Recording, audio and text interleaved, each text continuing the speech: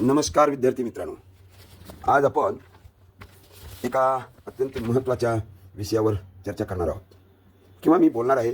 आपण ऐकून त्याचा आनंद घेणार आहात. कारण मित्रांनो, आज कोजागिरी पौर्णिमा आहे. आपल्या भारतीय संस्कृतीत प्रत्येक पौर्णिमेला वेगळे विशेष महत्त्व आहे. हे तुम्हाला सांगण्याची आवश्यकता नाही, परंतु जिज्ञासा असते. आपल्या हातात मोबाईल आहे, आपल्याकडे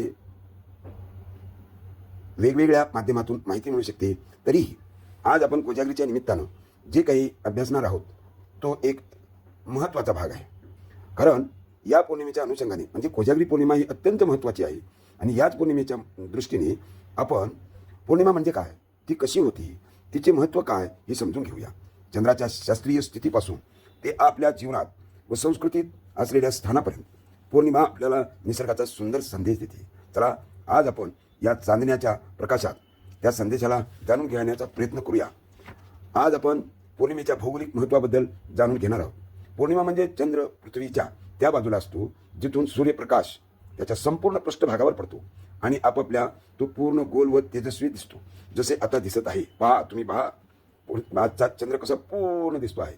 पौर्णिमेच्या वेळ चंद्र, पृथ्वी आणि सूर्य सरळ रेषेत येतात. त्यामुळे समुद्रातील भरती ओहोटी जास्त तीव्र होते. पृथ्वीच्या काही ग्रामीण आणि डोंगराळ भागात कृत्रिम प्रकाश नसल्याने सर्व कामे या दिवशी केली जातात. चंद्राच्या व्यवस्थापनावर पंचांग आहे, वेळापत्रक आहे आणि ही सगळी भारतीय संस्कृतीमध्ये पाहिलं जातं. जसे की अमावस्येच्या वेळेस वेगळंच असतं आणि म्हणून महिने, ऋतू, सण, उत्सव ठरण्यासाठी पौर्णिमा आणि अमावस्यांचा उपयोग होतो. आपल्याला देश विशाल असल्यामुळे समुद्रकिनारी नारळी पौर्णिमा, नद्यावर कार्तिकी पौर्णिमा, गुरु व व्यासानं वंदन करणारी गुरुपौर्णिमा हे आपल्या भौगोलिक व सांस्कृतिक वारसा यांचा सुंदर संगम दाखवते. म्हणूनच पौर्णिमेला केवळ धार्मिकच महत्त्व नाही, तर भौगोलिक, सांस्कृतिक, वैज्ञानिक अशा सर्व दृष्टीने अत्यंत महत्त्व आहे.